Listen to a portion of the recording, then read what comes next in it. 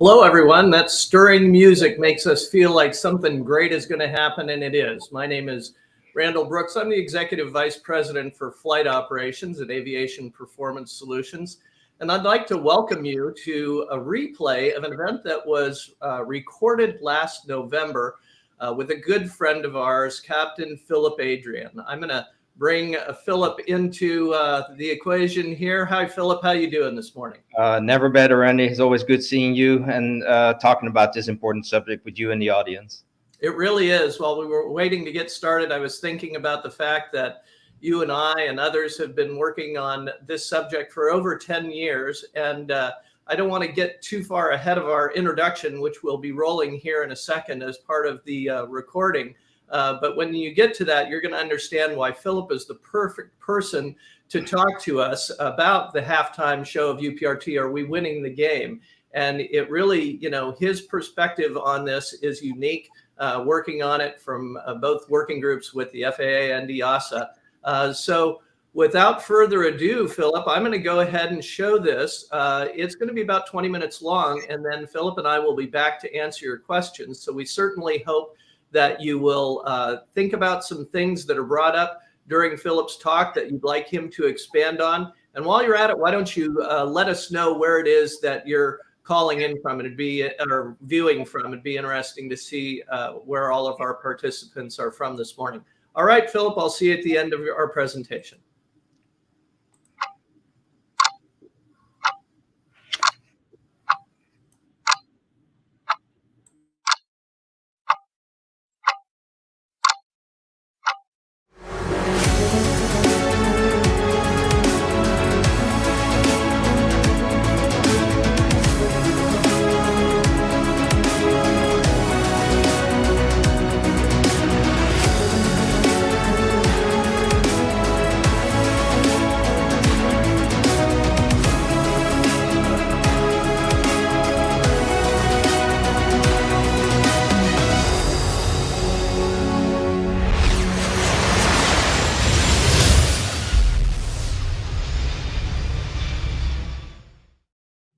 Hello, and welcome to Session 4 of the 2022 UPRT Safety Summit for Professional Pilots Worldwide.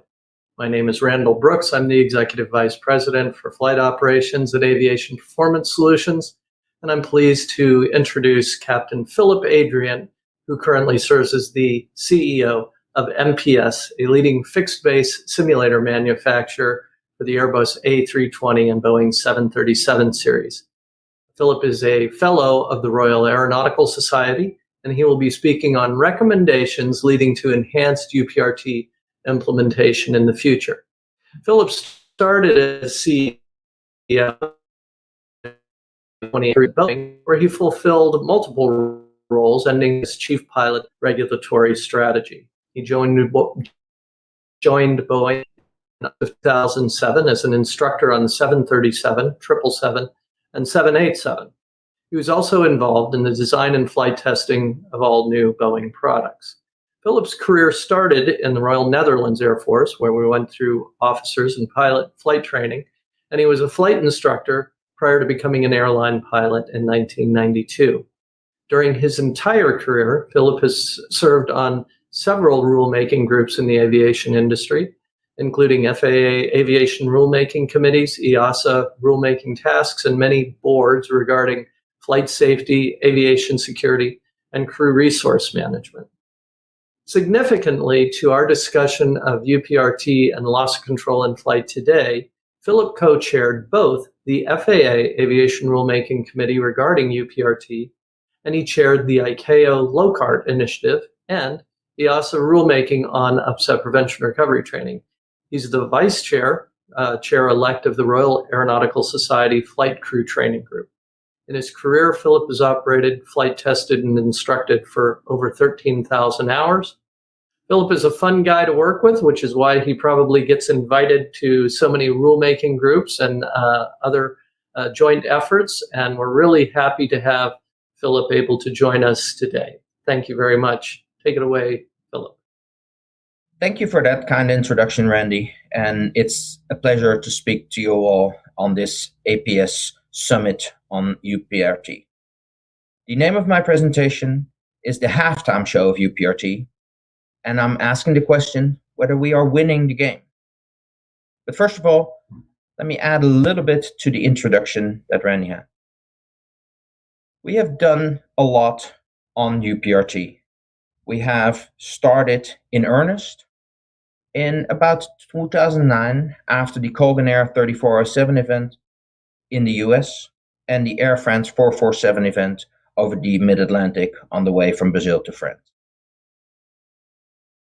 At that point in time, we had the ICAT working group under the leadership of Dr. Sunjo Advani and led by the Royal Aeronautical Society, which basically started in June of 2009. In the US, US Public Law 111-216 was introduced on August 1st of 2010, and it was preceded by House Regulation 5900. We also worked with all the OEMs at that point in time to standardize the recovery templates for stall events. That would cover both approach to stall, as it was then called, and stall. The FAA ARC, Aviation Rulemaking Committee 208, that was titled Stick Pusher and Adverse Weather, published its report on November 30th, 2011, and that was the introduction to what became LOC-I, an ICAO-led event where I had the honor of chairing that together with my good friend Lou Namath. The ICAO Doc 10011, which came after LOC-I and was the result of the recommendations from both ICAT and the LOC-I proceedings, were published in 2014. The EASA rulemaking task to actually put it into local legislation started in May 2015, and it would address both recurrent training and initial training. At that same time, we also worked on the update of the Airplane Upset Prevention and Recovery Training Aid Revision 3, which was finally issued in 2017. However, we started before that already with, for example, the initial versions of the Airplane Upset Recovery Training Aid.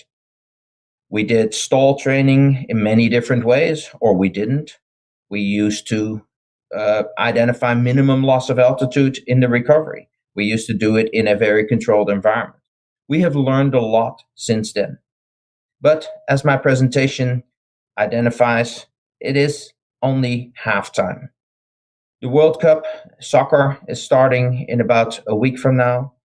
And with that, I've tried to put it into that perspective. It takes normally a generation, 20 to 25 years, to change our habits. And with that, we're halfway.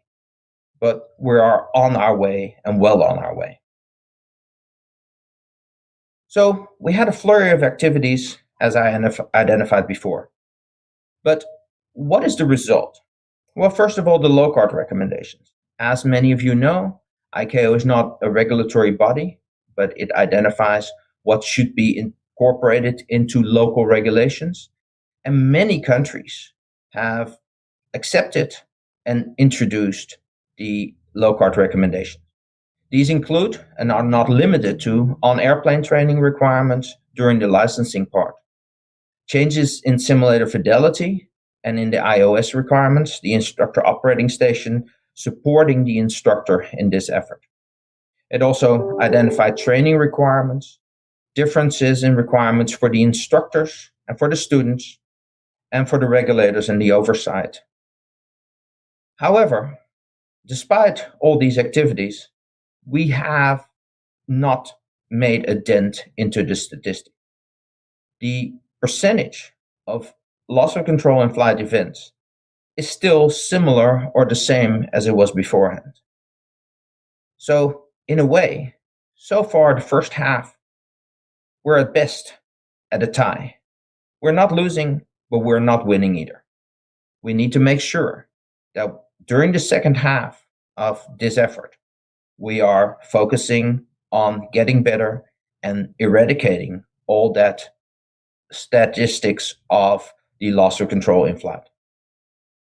So we are getting better, but we are not there yet. So what happened in other countries that did not one-on-one adopt the LOC-I recommendation? Well, first of all, the LOC-I recommendations, as with any regulatory framework, they have been seen as interpretable in different ways. They have been accepted partly or fully in different countries, but some countries, for example, do not require on-airplane training. They consider that as a responsibility for the commercial air transport organizations, or see it as a voluntary thing. The simulator requirements that we introduced to avoid the negative transfer of learning cannot always be met or are extremely expensive. We have to deal with some OEMs, some airplane builders that are no longer in business, where the data might not be available or as dense as we would like it to support these kind of simulator training. Also, the training requirements, as with many regulations, could be incorporated as generic and could lead to a tick-the-box exercise rather than an actual achievement of competency. And the instructor requirements have led mostly to well-qualified instructors. But also, we still see some outliers where weird things are told by weird ways of interpreting different kinds of data. We need to standardize globally. So, first of all, we need to make sure that everybody can do this. The low-hanging fruit, and I've spoken on this before, is knowledge and the application of knowledge. And whether your regulatory body sees this as a competency or not, it is the basis of everything. It is also something that is achievable for everything. We know that simulator data updates are expensive. We know that on-airplane training could be expensive. However, we also know it's very important to avoid the possibility of negative transfer of learning. But the low-hanging fruit for everybody to be achieved is knowledge. Focused on the solid foundation of knowledge. It is almost free, can be gained from the start of your career. Reading, learning, and understanding is important, but make sure you gain relevant knowledge, because we talk about experience, but experience is something that you need to have on specific levels. The other part is prevention. Prevention can be as simple as making a decision to not do something or to avoid going into a situation where you're not 100% sure of the outcome. Make a risk assessment prior to a maneuver. Decision making is essential and it's very inexpensive. So we can start with proper decision making right from the beginning of the career. The application of knowledge, once proper knowledge has been established, is the most certain way to keep you out of trouble most of the time. So the knowledge and the application of knowledge builds experience. For example, you can talk about G-forces on paper, but until you feel them in an actual airplane, they're kind of meaningless. Maybe people have been in a roller coaster, but to actually control the G-forces is something that we need to understand and need to feel on our body, which is one of the reasons why we recommended on-airplane training prior to being allowed into a type rating. This is an essential part of your foundational knowledge. Now, during the type rating, the type-specific knowledge becomes important, not only during the type rating itself, but as long as you operate that airplane. As long as you operate that airplane, you should be aware of what is generically called the type-specific characteristics of your specific airplane. So what does that mean? Well, maybe simply speaking, you become an airplane whisperer. What is your airplane telling you? What do you do with that information? That is what it's about. It is making sure that you correctly interpret what you see and control or correct it. Knowledge is about applied knowledge. This is not necessarily how an airplane falls or gets into an upset, but it's how it got there. What did you do or what did you not do to prevent in the first place and stopped it from getting worse? What were the decisions leading up to your upset event? Did you decide to go above your optimum altitude to the maximum altitude, but didn't consider the weather forecast? Do you even understand what a coughing corner is? Or have you even heard about it? What do the colors and symbols on the speed tape tell me? How does my airplane communicate to me? Why don't you want to see those messages in the first place? Remember, most of our experience as pilots is fantastic. Sitting in the front of an airplane, whether you sit on the left seat or the right seat, and looking at everything going right. It is great. But all these messages, they are at the corners of the envelope where we normally do not operate. We want to make sure that we are aware of them. We want to make sure that we understand what they mean. And we also want to make sure that when my airplane's oral, tactile, or visual warnings talk to me, what does that look like? What does that feel like? What does that sound like? And more importantly, what do I do with that? All of these things are foundational for a safe flight operation and should be taught early and often. It's not only during the type rating, it's not only during the initial phases of training, it is throughout the career. As I've always stated, this is not something that you start or you stop. This is something that you continue to do until your last and final commercial flight. This is for you, for your passengers, and for everybody to guarantee safety. So during the regulatory proceedings of the aviation rulemaking committees, the rulemaking tasks, the ICAO LOC-I, we focused on the what and the how. What do we need to train? How do we need to train it? We need to train upset prevention and recovery. We need to teach stall prevention and recovery. So how do we do that? We have talked about the on-airplane training to address some of these things. We've talked about the simulators. But one of the main things that I've learned during these findings is that it's not always the what and the how that are important, but it is the who. One of the events that we did during LOC-I was identify a stall model that would be better than the stall model that we used to work with. And an interesting fact occurred. The pilots that were part of the working group, they were all at the top of their game, top of their company, and all were either test pilots or senior instructors. But many of them, when they're trying to identify whether they're working with a generic stall package or a Boeing created stall package, they forgot to even identify whether they were stalled or not. So rather than focusing on the how or the what, we should focus on the who. The pilots, as always, are the last line of defense.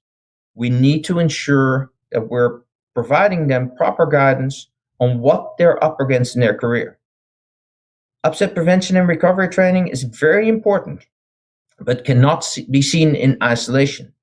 And that's when we're looking at the second half of this effort, is something that I'm looking forward to seeing incorporated. So what are we still missing? Well, first of all, we should be looking at this from a competency-based approach with regard to training and assessment. So rather than looking at 3 hours in an airplane, 5 hours in a simulator, or whatever your local regulations state, rather than it becoming a kind of standard way of training in your simulator once a year, let's always look at this as a competency or a set of competencies, because this is not a single thing. This is not just flying the airplane. This is a combination of situational awareness, decision making, all these kind of efforts to avoid loss of control in flight need to be incorporated to keep the training fresh. And once again, I would be remiss to not say that this is not about experience on the airplane. You can measure experience in a logbook, but a competency is something that should be achieved and should be measurable. So what does and doesn't experience mean? We want to avoid to tick the box and say, because we've done it, we're experienced. Experience can not only be measured in how much you've done something, but it should be identified in how well you do and deal with everything. For me, just flying around and logging hours is a great way to make a living. But the pilots of Air France 447 and many other unfortunate situations like this, they were maybe experienced in the traditional sense of the word, but they were not prepared for the mayhem that they experienced in the events in question. So what does the second half look like? First of all, let's continue to focus on vigilance and awareness rather than rely on the training from last year and put that in our back pocket. We, as the pilots, are in the flight deck prevent upsets and to prevent stalls.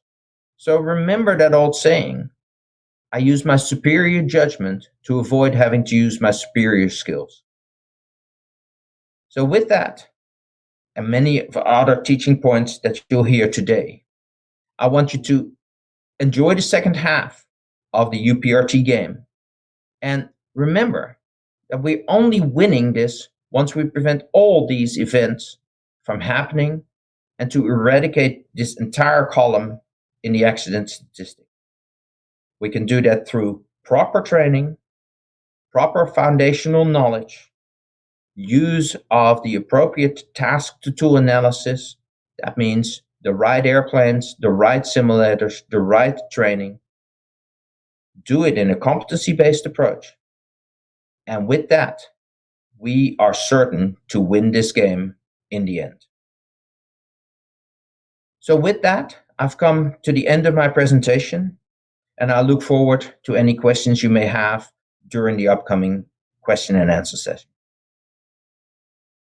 Thank you for listening to me on this very important topic, and I want to give it back to Randy for his closing notice.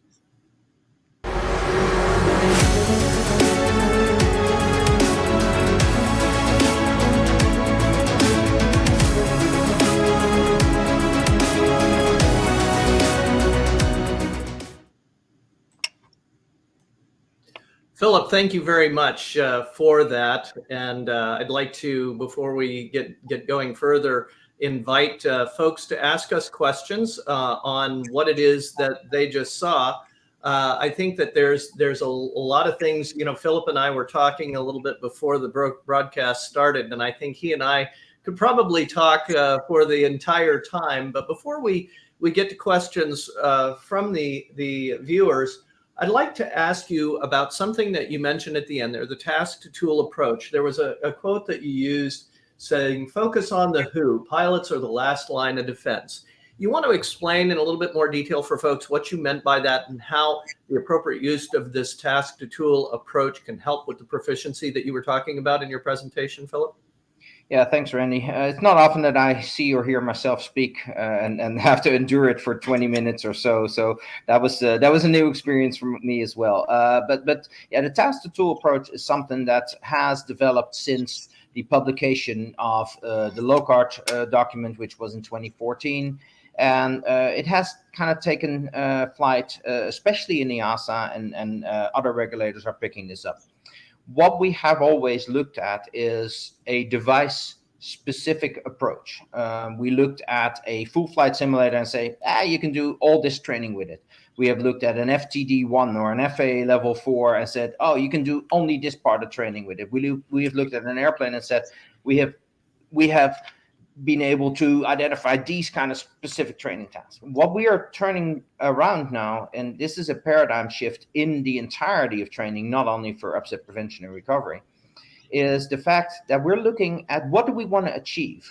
So rather than looking at it from a perspective of what are we using, we're looking at what do we need to achieve. And in that whole aspect, we come to the realization that there are many what we call FSTD capability signatures.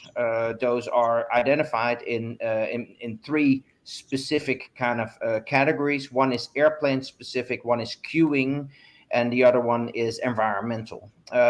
In all of those, for the specific task at hand, and in this case it's UPRT, we can identify what is needed at what stage of the training to reach the training objective. And we took a little bit of a step towards that in 2014 already with the publication of document 10011, identifying that, in section 2.1, how to design components of UPRT design. But we have now not only looked at it from a task to tool perspective, so identifying your objective and then identifying the specific capabilities needed of your device. And that device can be anything from as simple as a lawn chair and a paper tiger to the most complex jet airplane that you guys are flying, to anything in between. But let's take it back to what do we need to achieve, and then in the next step, where we are talking about already, is instead of looking at it task to tool, we're also looking at it from a competency to tool. Because in the end, in a competency-based training and assessment program like EBT, but also what's been discussed with ICAO lately over the past years, and hopefully will be introduced in the next coming years, we need to look further and say, let's not look at it from a device perspective. Let's look at it from what do we need to achieve and how do we need to achieve it. And there are many different ways and many innovative ways and many abilities to start a lot earlier without significant investment and still do it right at this point in time. Well, Philip, that's a great lead-in for a question that we have from Timothy Short. I'm going to put in here in the stream. I'll read it for everybody. What is the state of the art in simulation of the region of the flight envelope beyond critical angle of attack? What level of penetration has the state of the art technology in flight envelope simulation in the airline industry? And I know that you were at Boeing before the current Part 60 requirements were in place. That was I think the first simulator I flew during one of the ICATI meetings up there, and it definitely got my attention when it was shaken to the point where you couldn't really read the instruments. Go ahead and address Timothy's question, please. Yeah, Timothy, that's a very interesting question that we have dealt with for a long time. We have a problem here. The operational experience that we see and that form that statistic of loss of control in flight happen in different circumstances than where the test data is gathered. When I was at Boeing at that point in time, Boeing looked at all the test data, and we kept it simple at that point in time. We looked at 737 NG qualification only. And from that test data, we tried to derive a more broadly capable scenario-based training with roll-offs and stuff like that. However, what you have to be aware is that the gathering of the flight test information that is the basis for these simulators is for a different purpose. You do not go out with a 737 or an A380 and stall just for the fun of it. It is always to identify minimum stall speeds because those have performance impact. Quite often in those testing, you're actually, contrary to what we recommend for the recovery, you're on the rudders almost constantly to make sure that you have no side slip so that you achieve the lowest stall speed. So the flight envelope data beyond the critical angle of attack has been achieved through the flight testing and the stall testing, and we had to look at the outliers in the data to support some of the roll-off motion that we have introduced. That was also one of the reasons why especially Airbus and Boeing in the beginning said, well, we are not able to support with any data the roll-off events that we see in the events. We're not saying that they don't occur, but we do not have the data to support what happened specifically in that. So we have gone a lot further in the modern flight testing programs. There is a lot more focus on this, but still be aware that the flight test data is not to see how an airplane stalls in you know, a half a dot side slip, but it is for a different purpose. I hope that answered that question. Well, I'm glad to hear that it coincides pretty well with the explanation that I provide to people. One experience that I had with the CEO of APS, BJ Ransbury, it was before I was at APS, had the opportunity to visit NASA Langley Research Center, where they had a modified 7576 sim that they had grafted wind tunnel data on to go a little bit farther than they could gather data with flight test. And our job was to evaluate the training efficacy with and without those improvements. And so that was an opportunity to kind of see the future a little bit, you know, with the regulations that we have, at least now in the U.S. for going to 10 degrees beyond first indication of stall. Now, Philip, I know that during your work at Boeing, you flew the 787, which has HUDs. The 737 would have had HUDs. So our friend Christoph, who's a avid viewer of our presentations, has asked, we've discovered that flying upset recovery maneuvers with HUDs seem to have very good results. Are you aware of any data from the industry that using HUDs will enhance the prevention part and enable good and repetitive recovery techniques? Got anything to address on that, Philip? Yeah, so Christoph, good hearing and seeing you in this. It's been a while since we've been able to catch up in person, but an excellent question.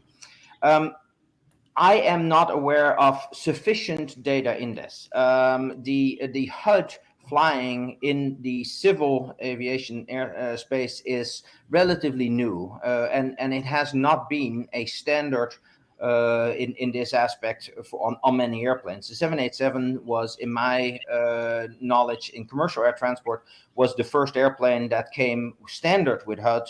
The 737 and other, more than likely Airbus airplanes or other airplanes came with HUD as an option, but that was primarily for low visibility approaches and lowering the minimum.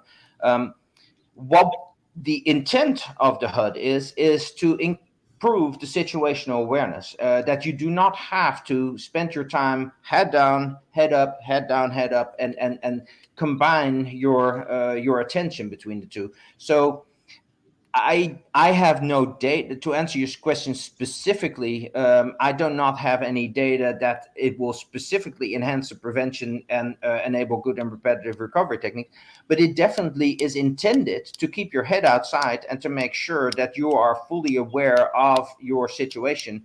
And the HUD is a situational awareness improvement. With that, it should lead to better results and more repeatable recovery techniques. But I have not seen any data. It would be very interesting to see if that data will be either covered through either this training or through Boeing and Airbus making that data available.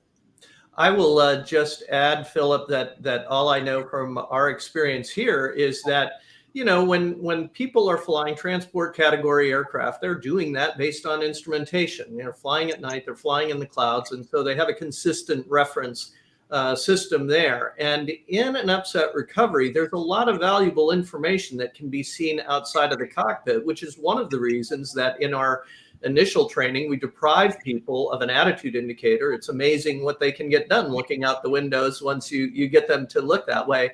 And so I would suggest that, you know, the work that Christoph has looked for is valuable just for letting pilots know that there is information outside of the airplane that can be helpful for them as well. So I want to thank our friend. If I may go back on this, one word of caution, though, is that, for example, Christoph, in Europe, the 777 and 787 has a same type rating. In the US, it's what used to be called common type rating. I won't go into that. So be aware, and I know that in not all airlines, but in some airlines, the training takes place and people become HUD dependent. Be aware of their entire operations that they will go through, and they could be very, very comfortable flying this recovery on the HUD, but be aware that in the end, their competence needs to go across all the airplanes and all the operations that they fly at all times of day. All right. Well, Philip, one of the things when you were addressing task to tool, I kept my my mouth quiet to try and emphasize on aircraft training, which we do in addition to fixed-base device and virtual reality. We'll have a question on that in a little bit. But our friend Skip Johnson brought up the aspect of human factors and the benefits of that. I think that you, like myself, like a lot of us, have seen, in the last 10 years that we've been looking at this, that human factors is a large contributor to the loss control and flight accident rate, because pilots can be confronted with situations in actual events that they haven't really been prepared for. Can you address Skip's comment just a little bit on the importance of human factors in unexpected upset events? Yeah, it is an area where we're still learning. One of the things that came to bear in the review of all the data that we did during LOC-I was that the pilot that flies the airplane into the upset is probably in the worst position to fly him or herself out of it, because of the lack of situational awareness, because of the lack of the ability to recover from that.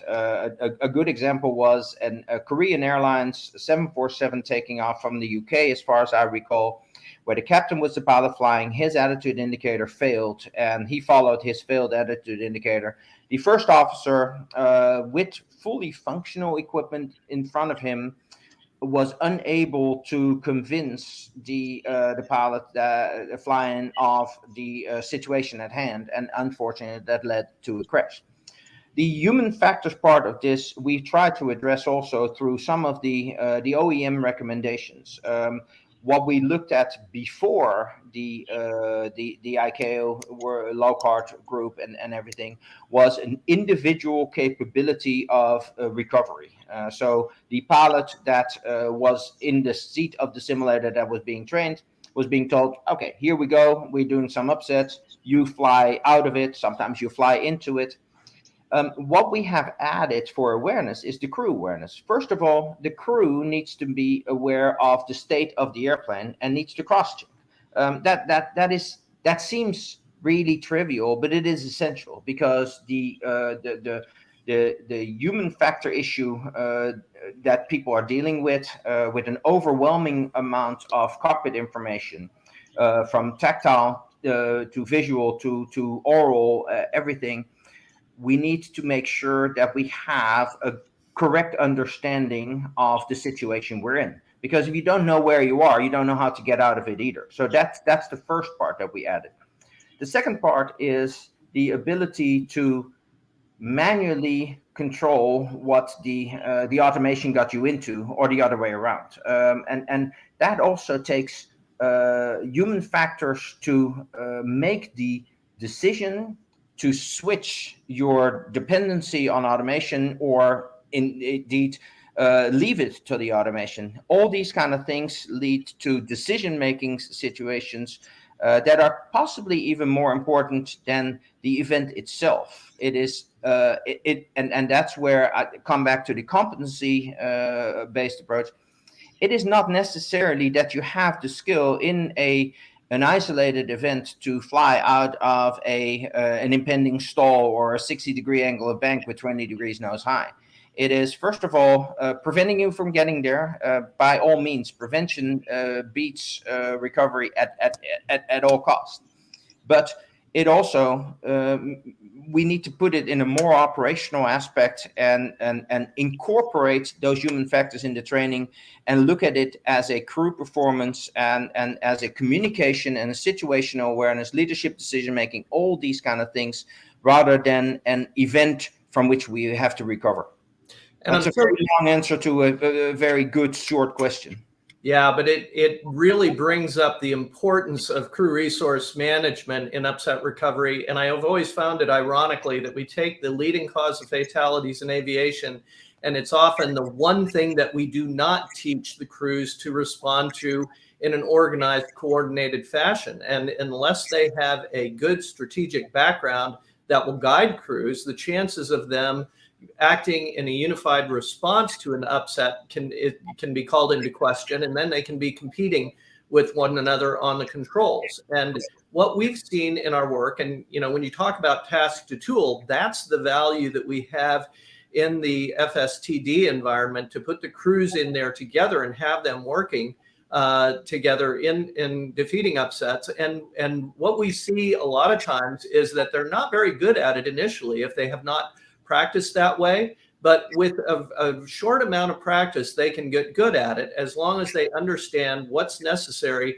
to coordinate their actions, because a lot of the aspects of CRM are the same in an upset as they are in dealing with the fire and flight or a lot of other emergencies, but it is a time constraint. And you just touched on it from the human factors aspect, is that a lot of times the reason that there's an upset is there was some sort of confusion or distraction or disorientation that impedes good working together as a crew. So I'm glad that came up. And I love the way that these questions are kind of flowing one into another. We have this from Gene Tucker. He says, good morning. Looking at the other end of the training development spectrum to create foundational entry-level experience, can you address how VR training environment can be seen as a building block experience? And if you don't mind, Philip, I'd like to go first here, since we've kind of been pioneering the use of virtual reality.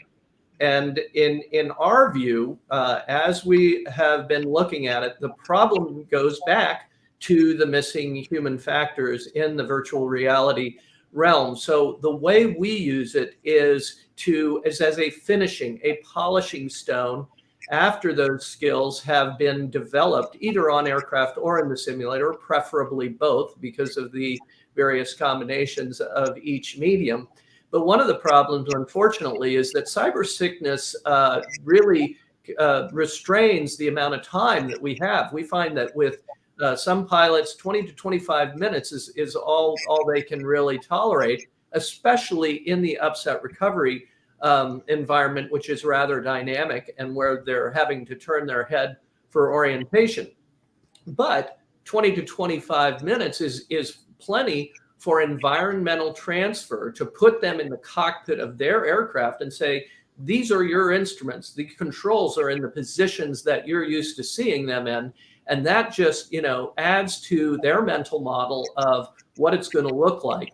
I know you, Philip, I'd like to hear your answer to Gene's question, but this came up a little bit before the event, you and I talking. And as a businessman, as a CEO, you have two considerations. You have the effectiveness of the training platform, as well as some business considerations from the regulators as well.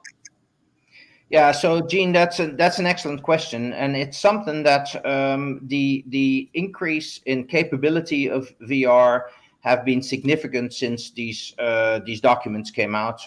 We are not there yet on a lot of the fidelity requirements.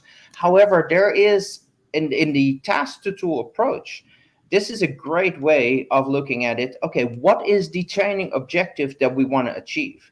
If it is individualized understanding of, for example, cockpit information, and I talked about it in my presentation earlier, if this helps you become an airplane whisperer because you suddenly understand that your speed tape starts blinking for a reason, that is one easy way to use VR and as a very cost-effective solution compared to flying this in an FSTD. So foundationally, there's definitely use for it. But once again, this as much as the technology has improved, there's probably capabilities outside of my knowledge. But always ask yourself, what is the task at hand that I want to achieve? And if that task is supported by what you can create in VR or in AR or in MR, or my favorite is always the golden teaspoon. I don't know if you've ever heard me speak, but in some of my presentations, I come up with the golden teaspoon philosophy. And the golden teaspoon is basically that Elon Musk or Mark Zuckerberg or one of these geniuses comes up with the golden teaspoon, hits me on the head 3 times, and makes me a qualified A380 captain with all the competencies that I need.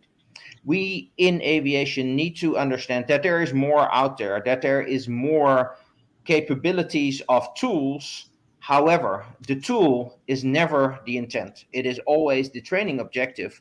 And yeah, VR can absolutely serve as especially in the initial training, at the individualized part of the training, to make people aware of airplane indications, information, and stuff like that. I would be hesitant, and I kind of subscribe to what Randy said, but in the other way around, when it is in a crew aspect, VR eliminates that kind of crew aspect. So in the end, when you do the finishing in a crew aspect, it is the individual skills combined with the human factors, interaction, with the communication, with the flight path management, leadership, all these kind of things that comes together. And I don't believe that you can use VR for that in the end. But yeah. Everything that you believe leads to a betterment of the awareness of your crew should be able to be a training tool. And that's also allowing you to start early and to start often without that investment. Comes back to that business decision. Well, what makes our talks with you interesting, Philip, is that we don't always agree, but in this case, we're pretty much in lockstep. We have another familiar name, our friend Savio Schmitz. I'd love to hear your response to this, Philip, and I'll pull in after you. Will airplanes with self-recovering autopilots lead upset recovery training ad absurdum? Great question, Savio. When we have 100% of the airplanes with 100% capability at 100% of the time, we will not need this. But we will not need pilots. We will not need anything else. Until that time, and you know my background, Savio, until such time, the diversity of the airplanes, the diversity of the operation, the diversity of the capabilities of the airplane, we will almost need to be more aware. And let me support that with something. If you look at an airplane that most of us know, a 737, the 737 development started in 1960s. With a very basic autopilot. The 737 100 and 200 had an autopilot where basically you had to fly it by hand to a level, and then it would hold the level and it would hold the direction. That's simplistic. 737NG had a slightly more capable autopilot. Now, if you look at the current airplanes, 777, 787, A350, A380, those autopilots fly or are capable of flying 99.9% of the time.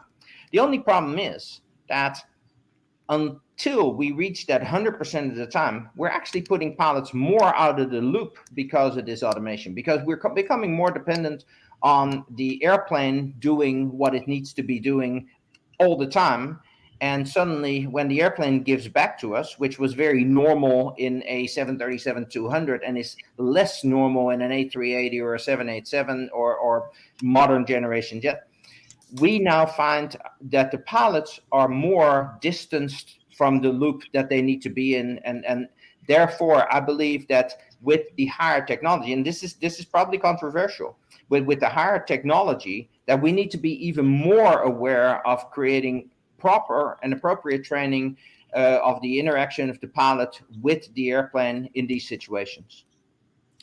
Well, I'm afraid I'm going to be boring and agree with you there, Philip. But I think let's start by looking at Savio's question through the lens of likelihood versus severity, because certainly where he's getting to is because we're reducing the likelihood, will we get to the point where there's really no need? And I think the answer comes from the severity. And we know that statistically speaking, loss of control in flight events are only about 3%, I think, if we're looking at the commercial sector, and yet they contribute well more than 50% of all fatal accidents. So the problem is it only takes one.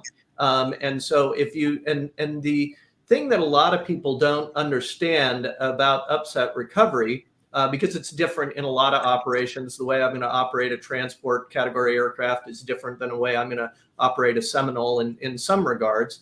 But the aerodynamics and the physics of both of those, the transport category aircraft, the light twin, the single, are all very much the same. And therefore, our priorities in terms of upset recovery training are the same. And so we can create this process that is useful in a classically controlled aircraft like a 737 or in an Airbus or other fly-by-wire aircraft when the chips are down. And, I had this experience about it was a year and a half ago when we couldn't get out much due to COVID. And we had a high-end flight department in Fort Worth, Texas that was flying the new Gulfstream fly-by-wire aircraft. They had a G500 with the side stick, and I hadn't seen the Gulfstream with the side stick. So they gave us a nice, plugged the jet in and gave us a tour of the avionics. And at the end of about an hour, and this glorious cockpit that is just arranged very elegantly, very simplistically, I thought to myself, it would be more confounding to have an upset in this aircraft because I feel like I'm in a cocoon and I am supposed to be protected.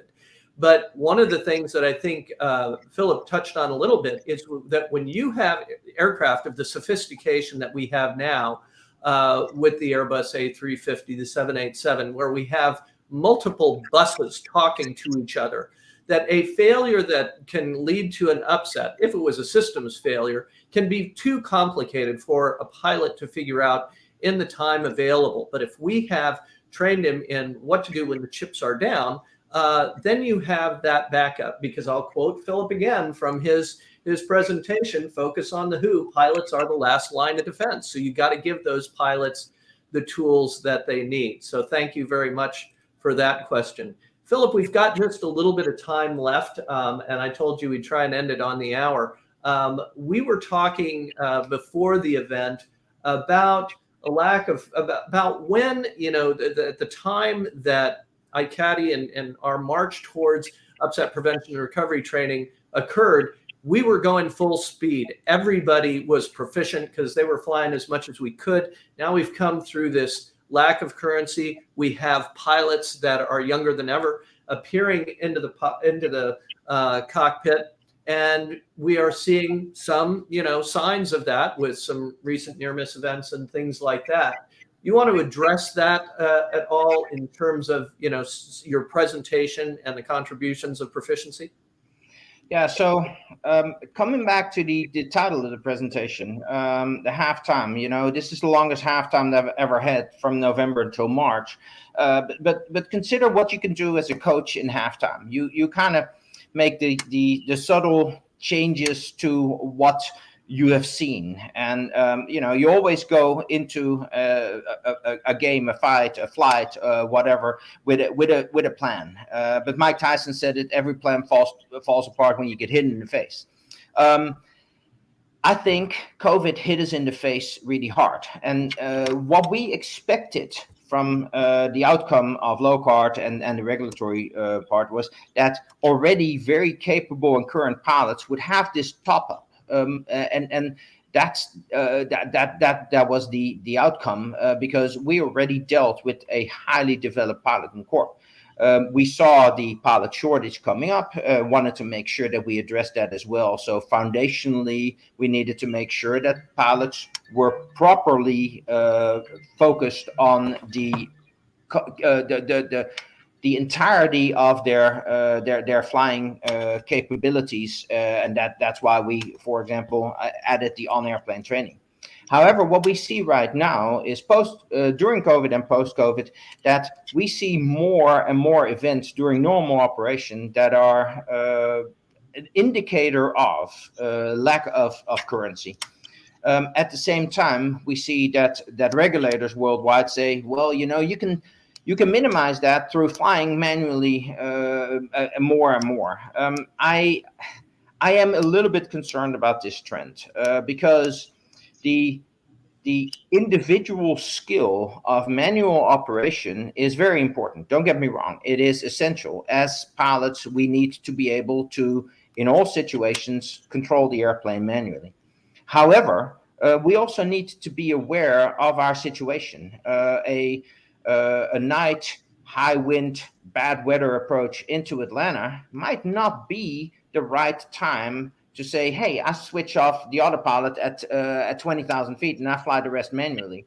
That might be fun for you, but the person next to you, whether it's the person in the left seat or the person in the right seat, might be overtasked, and the total safety of flight might actually be diminished. I can speak from personal experience, going through a terrible landing, and I'm not one to judge. All the airport runways at Schiphol are 12 or 13 feet below sea level because I flew there for a long time, and when I started, they were at sea level. But I am aware of what the airplane tells me, even as a passenger. And in this case, it was a gusty situation, bad weather, non-standard runway, and at level on the downwind leg, I heard the autopilot go off. I thought that was an interesting decision. Now, I'm not questioning the decision. I'm just saying that in those situations, the personal training of the pilot should be considered against the safety of flight. And that's where we need to be aware of what we're doing in training and what we're doing in the actual plane. The actual airplane is great.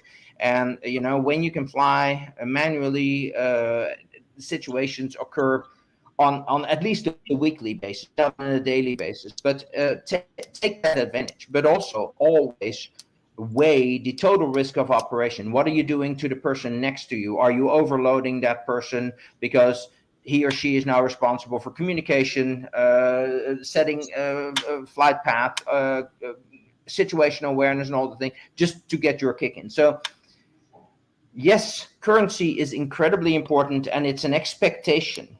Training is incredibly important, and it's something that we need to combine. But in the end, the total risk assessment needs to be for the safety of flight, not for the individual enjoyment or the individual performance. Very nice, Philip. And it's difficult to get the last word in when you're talking to Philip, but I'll give it a go here. When we look at upset recovery, the templates call for recognize and confirm and automation off. So there it goes back to manual handling skills. And so we aren't going to be able to have time to fully address that topic. But I want to compliment you, Philip. You're entertaining enough to watch that Paul Ransbury has actually joined us while he's on holiday. So he didn't want to miss you. But in the comments section, Carrie Bryson, our director of marketing, has said that if you didn't get an answer in there, you can go ahead and get it to us afterwards. This presentation will be available on LinkedIn after the fact. Thank you very much for your participation. Fun as always to talk with you, my friend. Yeah, thank you, Randy. Thank you for the excellent work that you and APS BJ are doing in this whole field.